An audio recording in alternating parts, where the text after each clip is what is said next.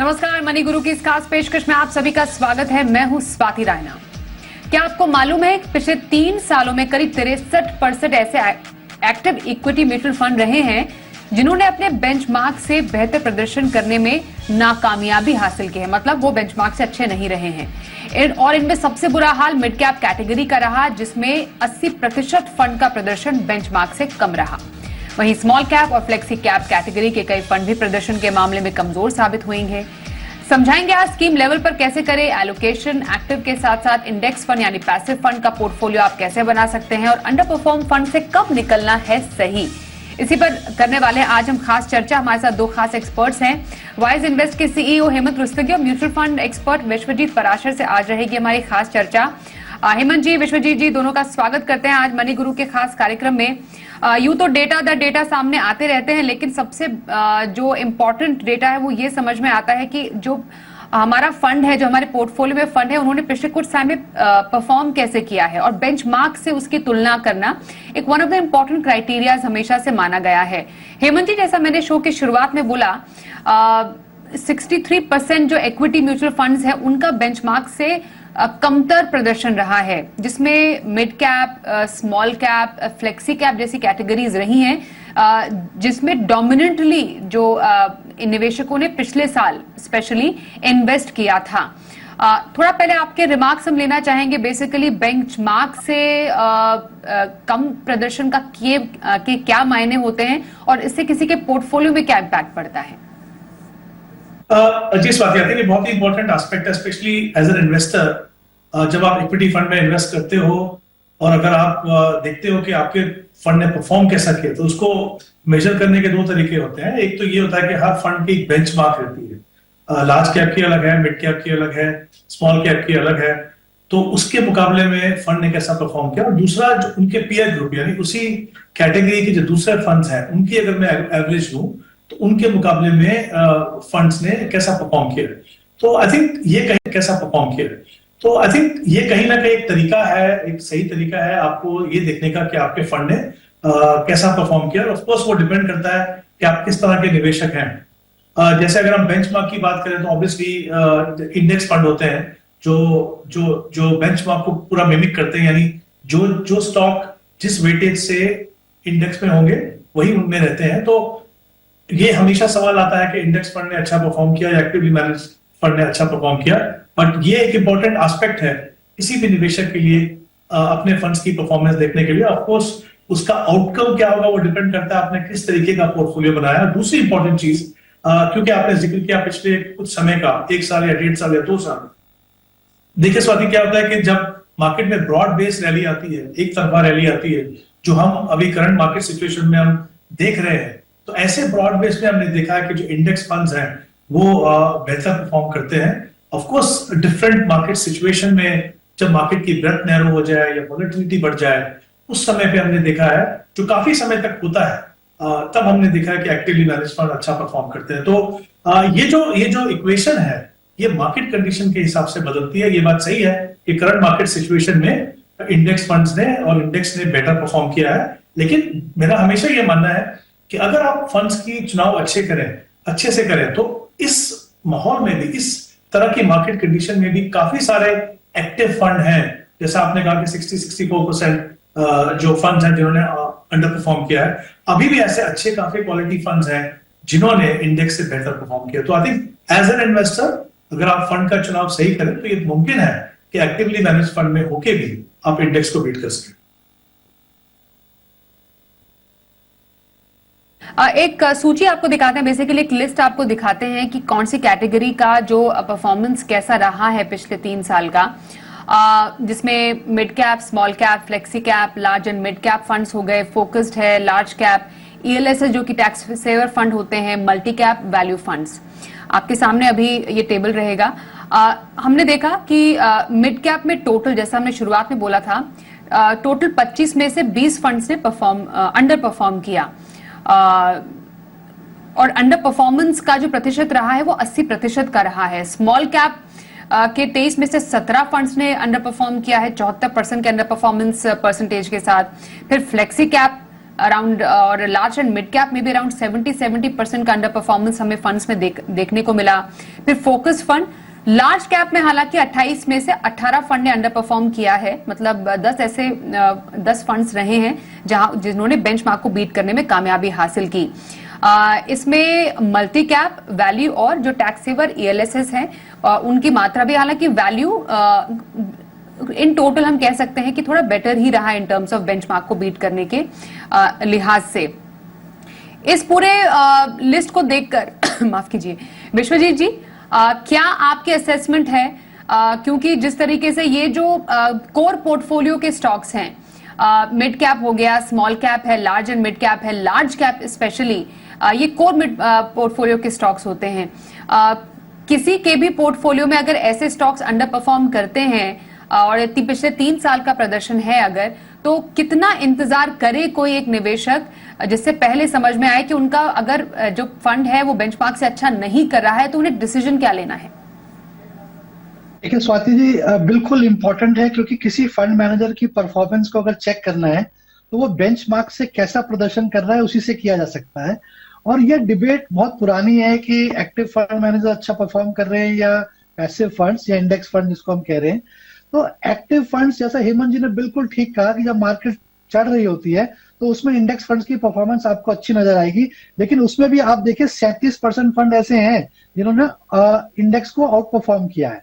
तो वो 37% फंड्स में क्या आप अपना पोर्टफोलियो क्रिएट कर सकते हैं, क्योंकि हो सकता है उन्होंने इंडेक्स को बहुत अच्छे मार्जिन से डिफीट किया हो, और जो अंडर परफॉर्म भी किए हैं हो सकता है वो 1-8% से अंडर परफॉर्म हुआ हो। तो मार्केट जब गिरती है तब इंडेक्स फंड में कोई फंड मैनेजर नहीं होता जो उसको बैलेंस कर सके, जो उसको कौन से फंड से निकलना है कौन से फंड से नहीं निकलना है। तो ये एक्टिव फंड मैनेजर्स बहुत अच्छे से प्रदर्शन कर पाते हैं। तो पूरी साइकिल पे देखना चाहिए कि एक्टिव फंड्स, पूरी जिस साइकिल जिसमें कि मार्केट गिरी भी हो और मार्केट चढ़ी भी हो, तब आप पीयर टू पीयर कंपेयर करेंगे तो आपको अलग सिनेरियो नजर आएगा। दूसरा, अगर देखें तो इंडेक्स फंड कभी अपने आप को बीट नहीं कर सकता। अगर आप ओवरऑल देखें, एक इंडेक्स फंड इंडेक्स को मिमिक करता है, उसकी नकल करता है, तो वो कभी इंडेक्स को बीट नहीं कर सकता। और जबकि एक्टिव फंड्स कोशिश करते हैं कि वो इंडेक्स को बीट करे।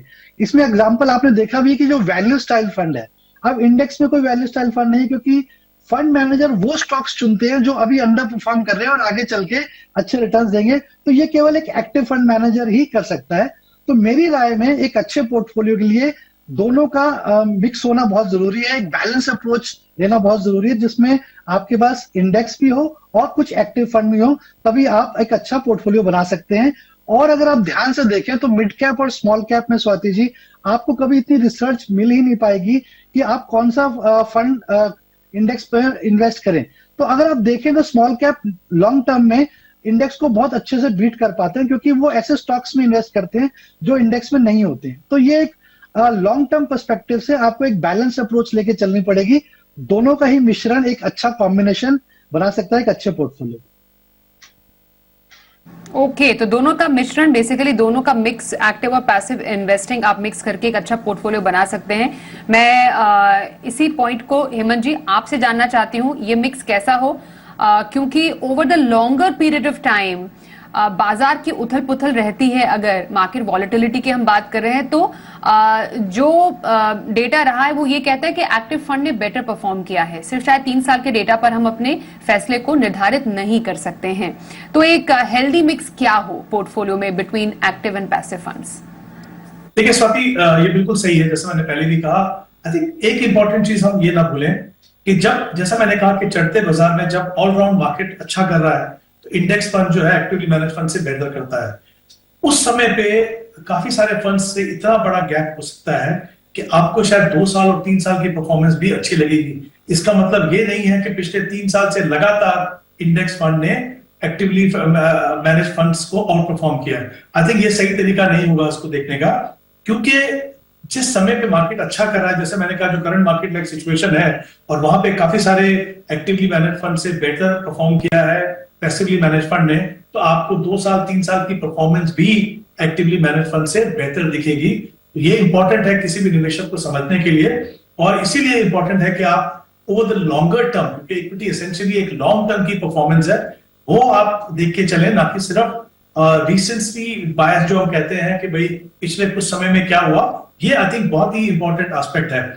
चुने कैसे, एक और इंपॉर्टेंट एस्पेक्ट है यहाँ पे स्वाति। आई थिंक किसी भी निवेशक के लिए रिटर्न बहुत इंपॉर्टेंट है, पर साथ में कुछ और फैक्टर्स भी इंपॉर्टेंट है जिसको ध्यान में रखने की जरूरत है।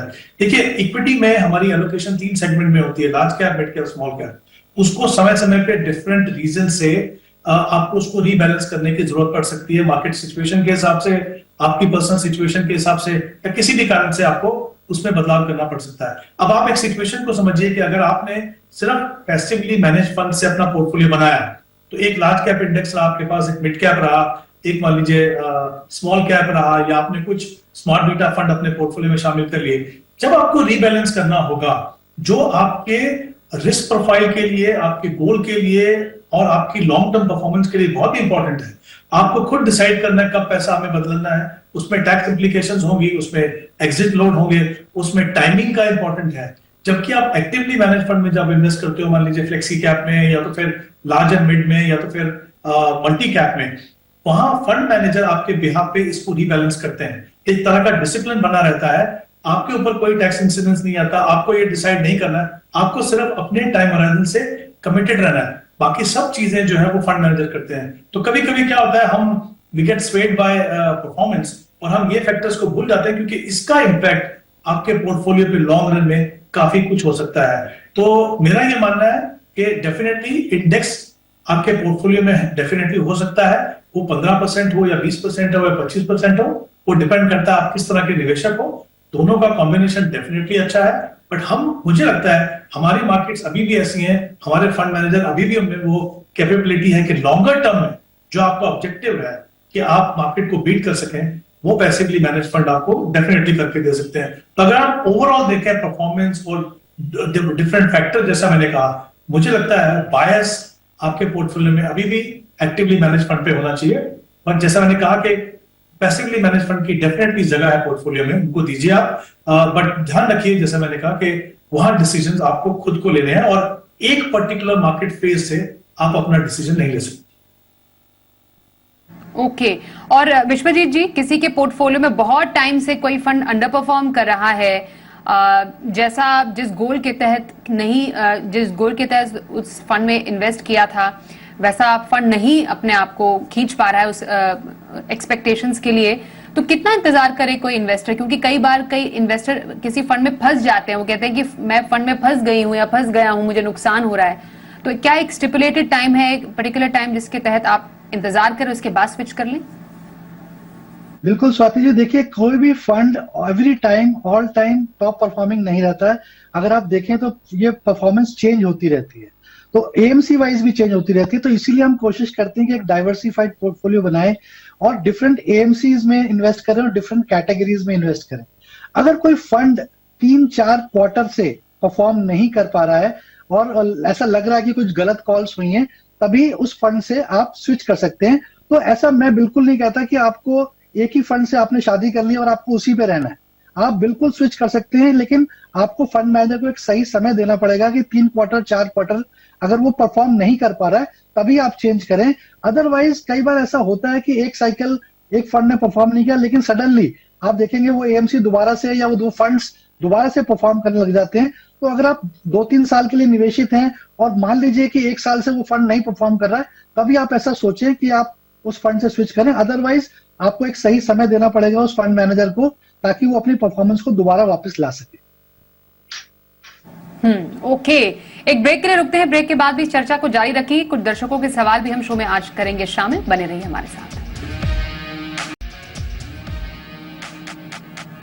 तो आज हम बात कर रहे हैं कि आपके फंड की जो परफॉर्मेंस है वो कैसी है, क्या वो बेंचमार्क को बीट कर सकता है कि नहीं कर सकता है। हेमंत जी, कुछ जो ये हमने पोर्टफोलियो मिक्स की बात की, उसके तहत आपके कुछ पसंदीदा फंड्स हैं पोर्टफोलियो में शामिल करने लायक जो आप रेकमेंड करेंगे दर्शकों के लिए? जी स्वाति, आई थिंक हमने जब हम डिस्कशन कर रहे थे कि पैसिवली मैनेज फंड ने एक्टिवली मैनेज फंड को आउट परफॉर्म किया है, तो हम स्पेसिफिकली हम बात कर रहे थे कि मिड कैप कैटेगरीज में, for example mid cap category में काफी सारे फंड जो है अंडर परफॉर्म किए हैं। पर जैसा मैंने पहले भी कहा था कि बहुत सारे फंड ऐसे भी हैं जो कंसिस्टेंटली हर मार्केट कंडीशन में इंडेक्स को और बेंचमार्क को बीट करते हैं। जैसे कुछ मैं नाम बताता हूं आपको, बंधन का अगर आप मिड कैप देखें, इन्वेस्को मिड कैप देखें, Reliance growth, Motilal Oswal mid cap, quant mid cap, ये कुछ नाम है, 5 फंड मैंने बताया। और भी ऐसे फंड्स हैं जिन्होंने जो इंडेक्स को है बीट किया है।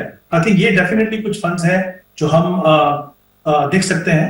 अगर हम एक्टिवली मैनेज फंड में अगर हम मल्टी कैप की बात करें तो डेफिनेटली 2-3 फंड बहुत अच्छे हैं। एक Kotak multi cap, Nippon India multi cap और HSBC multi cap. Large and mid की बात करें तो HDFC large and mid cap, Motilal Oswal large and mid cap, बंधन कोर इक्विटी फंड, ये कुछ ऐसे फंड हैं जिन्होंने कंसिस्टेंटली काफी अच्छा परफॉर्म किया। तो जैसा मैंने पहले भी कहा था कि अगर आप एक्टिवली मैनेज फंड का पोर्टफोलियो बनाना चाहते हैं तो फंड सिलेक्शन बहुत इंपॉर्टेंट है। उसके बाद आप ऑफ कोर्स फंड मैनेजर के ऊपर डिपेंड करते हैं, आप उनका ट्रैक रिकॉर्ड देखते हैं, किस तरह का पोर्टफोलियो उन्होंने बनाया है, किस कंसिस्टेंसी से उन्होंने परफॉर्म किया है। अगर आप ऐसा करें और उसकी मॉनिटरिंग अच्छे से करें आप, तो डेफिनेटली मुमकिन है कि इररिस्पेक्टिव ऑफ मार्केट कंडीशन आपके जो एक्टिवली मैनेज फंड्स हैं वो आपको बेंचमार्क से अच्छा रिटर्न दे सके। ओके, तो ये रहे कुछ फंड्स जो कि आप कर सकते हैं अपने पोर्टफोलियो में शामिल। आइए अब पहले कॉलर इस वक्त हमारे साथ है, उनसे बात कर ले और जानते हैं उनका सवाल। गोविंद बिष्ट इस वक्त हमारे साथ है। गोविंद जी नमस्कार, स्वागत करते हैं आपका मनी गुरु के हमारे इस खास कार्यक्रम में। सर बताइए, आप अपना एक निवेश कर रहे हैं, जरा हमें हमारे और थोड़ी डिटेल्स बताएंगे हमारे गेस्ट के लिए कि कितना अब तक निवेश है, आपका गोल क्या है और क्या जानना चाहते हैं। Thank you so much ma'am considering my question. तो मैंने अपना पोर्टफोलियो को शेयर किया है, मेरा और मेरे वाइफ का पोर्टफोलियो। आई थिंक आपके पास फंड डिटेल्स होंगी, और do I need to share the details? मुझे आप एक बात बस बताइए, आपने लिखा है 38,500 38,500 की SIP आप करें, ये आपके वाइफ की कंबाइंड SIP है कि सिर्फ आपकी है? नहीं, ये मेरी है। ओके, और पोर्टफोलियो की वैल्यू जो आपने 6 लाख बताई है, NPS में 50,000, EPF में 5,000 मंथली, ये भी आप ही का है? ये भी मेरा ही है। ओके, पत्नी आपकी 40,500 SIP के जरिए निवेश कर रही है और उनके पोर्टफोलियो की वैल्यू अभी 12 लाख है। उनका भी NPS में कंट्रीब्यूशन अराउंड 50,000, 25 सालों तक निवेश का टारगेट। अब ये आप थोड़ा सा अपने लक्ष्य के बारे में थोड़ा क्लियर बताएंगे, आपकी कौन से आपने अपने गोल सेट किए हैं दोनों ने मिलकर? Yes ma'am, sure ma'am. मैंने रिटायरमेंट के लिए 10 to 15 CR का कॉर्पस रखा है, and that is after 25 years. और चाइल्ड मैरिज के लिए 25 इयर्स के बाद हम अप्रॉक्सीमेटली करंट एक्सपेंस अगर हम 20 to 30 लाख मानते हैं तो हम कंसिडरिंग कि मेरा उस टाइम तक 70 to 80 या 1 CR के आसपास होगा। And third, child education, I am considering around 1 CR for that also after 20 years. 3 ये मेजर गोल्स हैं। Okay, all right. तो रिटायरमेंट अभी आप are you in your 30s at the moment? आप रिटायरमेंट की प्लानिंग जो कर रहे हैं? I am 34 right now. Okay, all right, ठीक है। मैं हेमंत जी आपसे जानना चाह रही हूँ, उन्होंने अपनी और अपनी वाइफ का पूरा एक पोर्टफोलियो प्लान भेजा है, इनके लक्ष्य क्लियर कट हैं, क्या काफी है ये बताने के लिए इनकी प्लानिंग कैसी है? जी स्वाति, सबसे पहले मैं कहना चाहूंगा कि इन्होंने जो अपना प्रोसेस शुरू किया बिल्कुल सही तरीके से किया, गोल्स को डिफाइन किया, टाइम होराइजन है, टारगेट सेट किया। तो आई थिंक ये बिल्कुल सही तरीका है किसी भी इन्वेस्टर्स के लिए अपना इन्वेस्टमेंट प्रोसेस को शुरू करने के लिए। अगर हम इनके गोल्स पे आए तो जैसा इनका फर्स्ट गोल जो है वो चाइल्ड एजुकेशन का है, और इन्होंने करंट जो कॉस्ट लिखी है वो 50 लाख लिखी है। जैसा कि हम जानते हैं कि एजुकेशन इन्फ्लेशन नॉर्मल इन्फ्लेशन से काफी ज्यादा होता है, तो इन्फ्लेशन को कंसिडर करना बहुत ही इंपॉर्टेंट है। तो अगर हम 10% का अगर हम इन्फ्लेशन मान के चलें तो इनकी जो एक्चुअल कॉस्ट है 20 साल के बाद वो करीब 3 करोड़ 35 लाख होगी, 3.35 करोड़। दूसरा, पहले मैं सारे गोल्स को देख लेता हूँ। दूसरा जो गोल है उन्होंने कहा चाइल्ड की मैरिज के लिए करंट एक्सपेंस उन्होंने कहा कि 20 लाख है, वहां पे हम 7% अगर इन्फ्लेशन मान के चलते हैं 25 साल के बाद इनको करीब 1 करोड़ 10 लाख लगेगा। तो ये इनके जो दो फर्स्ट पहले जो गोल्स हैं। रिटायरमेंट के लिए इन्होंने कहा कि इनका जो करंट एक्सपेंसेस है वो 50,000 रुपए है। ऑब्वियसली उसमें अगर हम इन्फ्लेशन लगाएंगे तो वो रिटायरमेंट तक जाते जाते वो करीब 2.75 लाख पर मंथ हो जाएगा। उसको पूरा करने के लिए अगर हम सिस्टमैटिक विड्रॉल प्लान की बात करें तो उनको करीब 7 करोड़ का कॉर्पस लगेगा। लेकिन हम बात कर रहे हैं करंट एक्सपेंसेस की, ऑब्वियसली इतने सालों तक इनका एक्सपेंसेस वहां नहीं रहेगा, इनके एक्सपेंसेस बढ़ेंगे यहाँ से। और अगर हम ये भी मान के चलें कि पोस्ट रिटायरमेंट एक्सपेंसेस 70-80% है इनके प्री रिटायरमेंट एक्सपेंसेस से, तो इनको करीब करीब 12 करोड़ का कॉर्पस लगेगा वहां तक उनके एक्सपेंसेस को पूरा करने के लिए। ऑफ कोर्स रिटायरमेंट के बाद जो इन्फ्लेशन है वो एक हाइब्रिड फंड्स का जो पोर्टफोलियो है वो उनके लिए will take care of inflation. तो पहला जो गोल है उसमें 36,000 की इन्वेस्टमेंट करनी है इनको, दूसरा जो गोल है 7,000, और जो उनकी रिटायरमेंट है उसके लिए 70,000 कंबाइंड। तो कुल मिला के 1,13,000 की इनको SIP भी करने की जरूरत है। करंट जो इनकी इन्वेस्टमेंट है SIP, EPF और NPS, उसको मैं अगर मंथली देता हूं तो करीब 92,000 है। पर अच्छी बात यह है कि इन्होंने कहा कि दो चीजें हैं यहाँ पे, एक तो उनका जो कंबाइंड पोर्टफोलियो है वो है 18 लाख का, वो भी ग्रो होगा, प्लस वो 10% से अपनी SIP को बढ़ा सकते हैं। अगर मैं वो मान के चलूं तो तीनों गोल्स आपने डेफिनेटली अचीव कर पाएंगे। इंपॉर्टेंट चीज ये है कि इनको कंटिन्यूअसली अपने प्रोसेस को कंटिन्यू करना अनइंटरप्टेडली, जो उनका टाइमर है। अगर मैं इनके पोर्टफोलियो की बात करूं, इनका जो खुद का जो पोर्टफोलियो है SIP का बहुत ही बेहतरीन पोर्टफोलियो है, एलोकेशन अच्छा है, फंड अच्छे हैं, इनको कुछ भी बदलाव नहीं करना। इनकी वाइफ के पोर्टफोलियो में थोड़ी सी ओवरलैपिंग है, थोड़ी सी I think under performing funds हैं, उसको चेंज करें। जैसे कुछ एक फंड में इनको बता सकता हूँ, पराग पर एक फ्लेक्सी कैप, मैं इसलिए कह रहा हूँ क्योंकि इनके पोर्टफोलियो में भी 5,000 है वहां पे। ऐसे कमोडिटीज मुझे नहीं लगता कि उनको एक कमोडिटी फंड में जब आप एक इतने लंबे समय के लिए इन्वेस्ट कर रहे हो तो वहां पे होना चाहिए। 2 मिड कैप फंड्स हैं इनके पास, PGI मिड कैप है एक, और मिराई एसेट का मिड कैप है। आई थिंक ये 4 फंड, मेरी रिकमेंडेशन ये है इनको ये कंसीडर करें कि इनमें SIP बंद करके 2 फंड लें। एक मल्टी कैप ले सकते हैं अगर चाहें तो वो, या तो फिर एक larger mid cap ICICI pru larger mid cap जहां पे 7,000 इन्वेस्ट करेंगे, और एक mid cap Motilal Oswal mid cap 6,500। कुछ चेंजेस, और जैसा मैंने कहा ओवरऑल इन्फ्लेशन कंसीडर करके मुझे लगता है ये अपने लक्ष्य तक पहुंच पाएंगे। ओके, तो आपके वाइफ का पोर्टफोलियो अच्छे से रिव्यू किया हेमंत जी ने, होपफुली आपने सुना देखा है। आप थोड़े बदलाव जो करने की जरूरत है वो जरूर कीजिए, and all the very best आपके लक्ष्यों के लिए। एक सवाल ईमेल के द्वारा लेते हैं। जयपाल सिंह ने सवाल हमें भेजा है, 34 साल इनकी उम्र है। विश्वजीत जी आपसे इस पर राय लेना चाहेंगे। लगभग 55,500 की SIP अब ये कर रहे हैं। 1 करोड़ का टारगेट बच्चे की पढ़ाई के लिए है, घर के लिए इन्हें 2 करोड़ चाहिए, रिटायरमेंट के लिए भी 2 करोड़ का टारगेट है। मौजूदा निवेश जो ये कर रहे हैं, क्या आपको लग रहा है इससे इनका टारगेट संभव है? पोर्टफोलियो को रिव्यू करने की जरूरत है। कुछ इनके फंड्स की फहरिस्त है, फहरिस्त तो काफी लंबी है, जिसमें value, mid cap, small cap funds, flexi cap भी है, ELSS टैक्स सेवर भी है, निपॉन इंडिया ETF एक बेसिकली इंडेक्स फंड भी है, अपॉर्चुनिटीज भी है। तो बहुत total mix bag of funds है इनके पास। कैसा लग रहा है आपको इनका पोर्टफोलियो? जी बिल्कुल स्वाति जी, इनका पोर्टफोलियो काफी डाइवर्सिफाइड है। तो मेरे ख्याल में इन्होंने क्रॉस मार्केट कैप निवेश किया हुआ है। लेकिन जो थोड़े से बदलाव मैं इनको बताना चाहूंगा वो यही है कि इनके पास 2 लार्जर मिड कैप फंड है, तो उसमें से एक स्विच करके ये प्योर लार्ज कैप फंड में स्विच कर सकते हैं, क्योंकि लार्ज कैप फंड कोई भी नहीं है। तो मैं सजेस्ट करूंगा कि ये तो Mirae asset mid cap fund जो है उसकी जगह ये Nippon India large cap fund ले लें। और जो ELSS फंड है वो Axis ELSS tax saver fund है, इसकी परफॉर्मेंस भी काफी अच्छी नहीं है। हालांकि इसमें 3 ईयर का लॉक इन पीरियड रहेगा, तो अगर 3 ईयर का लॉक इन पीरियड हो गया तभी चेंज कर सकते हैं। तो उसकी जगह SBI long term equity fund ले सकते हैं ELSS के पॉइंट ऑफ व्यू से। और यहाँ से अगर देखें तो इनके पास 3 थीमेटिक फंड है स्वाति जी, और 2 थीमेटिक फंड तो सेम ही है, बिल्कुल एनर्जी अपॉर्चुनिटी फंड्स हैं। एक ICICI का एक SBI का है। तो मेरे हिसाब से उनको एक ही थीम में 2 डिफरेंट फंड्स लेने की आवश्यकता नहीं है।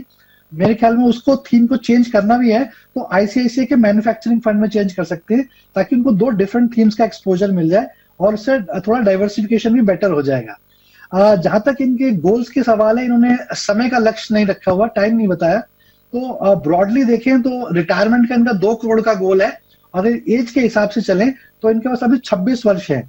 तो केवल 10,000 की SIP भी करते हैं तो ये 2 करोड़ का लक्ष्य आराम से अचीव कर सकते हैं। बट मुझे थोड़ा सा डाउट है कि शायद इन्होंने इन्फ्लेशन को कंसिडर नहीं किया है, क्योंकि अगर यही 26 वर्ष बाद 2 करोड़ की वैल्यू करीब करीब 7 करोड़ चाहिए होगा, अगर हम 5% का इन्फ्लेशन लेके चलते हैं।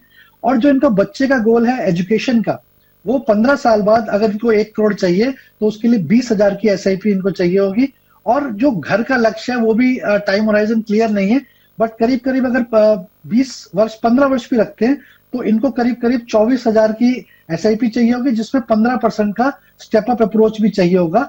और बेहतर यह रहेगा कि वहां पे कुछ समय बाद ये लोन ले लें, बजाय इसके कि सारी SIP एक अमाउंट कॉर्पस जमा करें, जहां पे ये SIP भी कंटिन्यू कर सकते हैं ताकि इनके बाकी के गोल्स कॉम्प्रोमाइज ना हो, और लोन लेने से इनका कुछ टैक्स एडवांटेज का भी शायद लाभ हो जाएगा। तो ब्रॉडली अच्छे फंड्स ले रखे हैं, थोड़ा सा बदलाव की आवश्यकता है।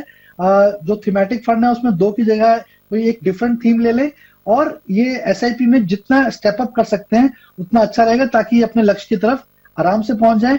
और कोशिश करें इन्फ्लेशन को भी कंसिडर करें ताकि इनको लास्ट मिनट सरप्राइज ना।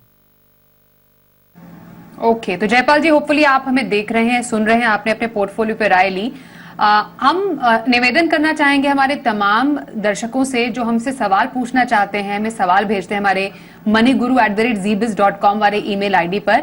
आप जब अपना सवाल भेजें, अपना मोबाइल नंबर प्लीज जरूर भेजा कीजिए, क्योंकि कुछ भी कंफ्यूजन होती है हम आपसे शो के दौरान बात करके उस कंफ्यूजन को दूर कर सकें, जिससे हमारे एक्सपर्ट सटीक आपको राय दे सकते हैं आपके पोर्टफोलियो से जुड़ी हुई। तो फायदा तो आप ही का है। इसलिए हेमंत जी और विश्वजीत जी, आप दोनों का भी धन्यवाद है हमारे साथ शो में शामिल होने के लिए।